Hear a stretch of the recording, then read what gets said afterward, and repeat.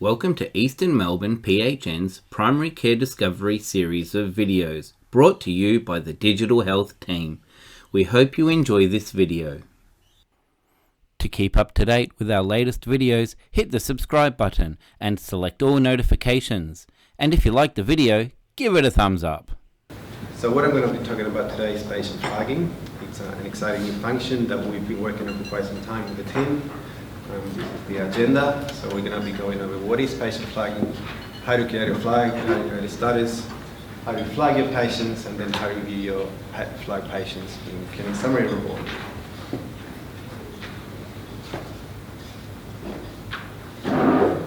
So a flag gives you the ability to identify a specific patient cohort.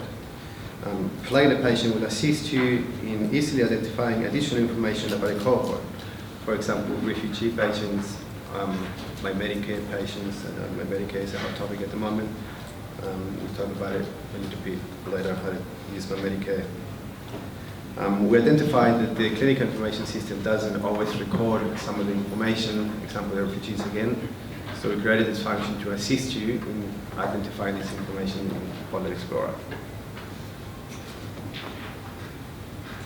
So creating a flag. So the function is already available. We haven't made it available for the practices yet. The PHNs have been playing with it for about a month.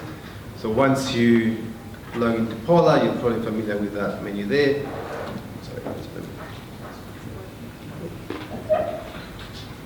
So you're going to see a new menu called Flags, as you can see up on the screen there, with the flag setup and the patient flagging menus.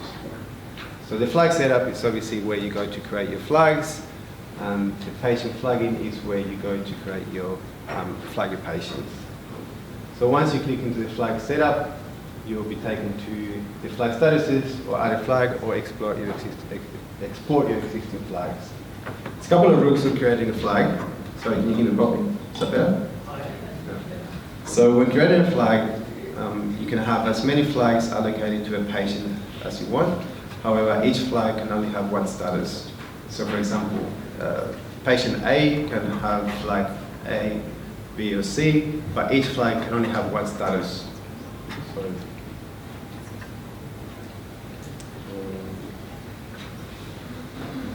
So statuses can change, however. So if you have a patient flagged with my Medicare, and I'm not 100% sure how my Medicare works, but if they're eligible for Medicare, they can go from status to not eligible to then registered and so on. Diego, do you mind just getting closer to the mic? Registered because Microphone higher. Higher. In front of your mouth. Higher. Can you hear me better now? Yeah. Should I start again? No singing out there, Diego.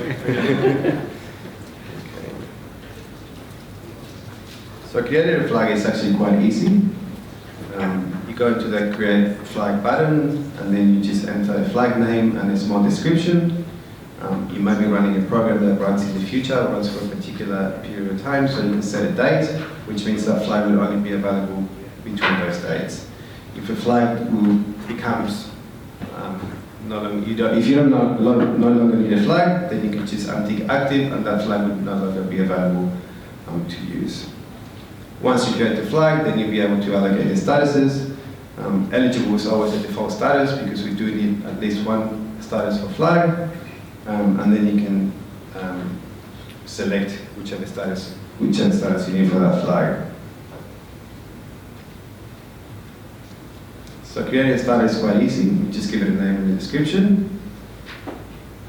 And then I recommend usually creating the status first and then going back to the flag. Otherwise you have to create a flag, go create the statuses, and then go back to the flag and allocate the statuses.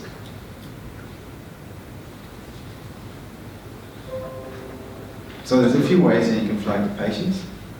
So this is the clinic summary report. You're probably very familiar with it by now. You can go in there and select your filters as you would usually with the patients that you want to flag. Once you select your filters, next to the patient list, there's going to be another menu which is patient flagging. So you click on patient flagging, and that will take you to what looks like that bit there. Looks like a patient list. You select your flag from the drop-down menu, then you select the status that you want to apply to those patients, and then you go down the list and click on the patients individually. You can only do one flag at a time, so if you have a flag yes, you click the flag yes, you select all your patients, you apply it, then you select the flag no, you select other patients and apply it. Once the flag's applied, it will look like that, so you can see all the patients that have been flagged. However, some of the list could be quite big. You know, you can have 1,000, 2,000, 3,000 patients, and you don't really want to sit there clicking all of them. You know, you may lose internet connection, and then you have to start over again. So we have this wonderful function which is exporting and importing of patients. So it's basically like the patient list which you can export. You can apply all your different flags to all your patients, and then you import it back into the system.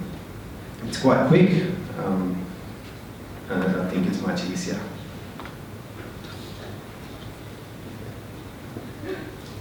Once you flag your patients, it can take 24 hours for that to show in the clinic summary report. Depending on when your data extraction happens, it can take even longer. If you've got a schedule to happen after hours, it can take maybe 48 hours for that to happen.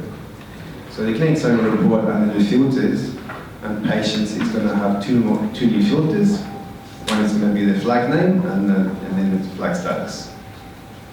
So it's pretty much like any other filter in the clinic summary report. You choose just the filters, like my Medicare there, and then you can view all your patients that you flagged.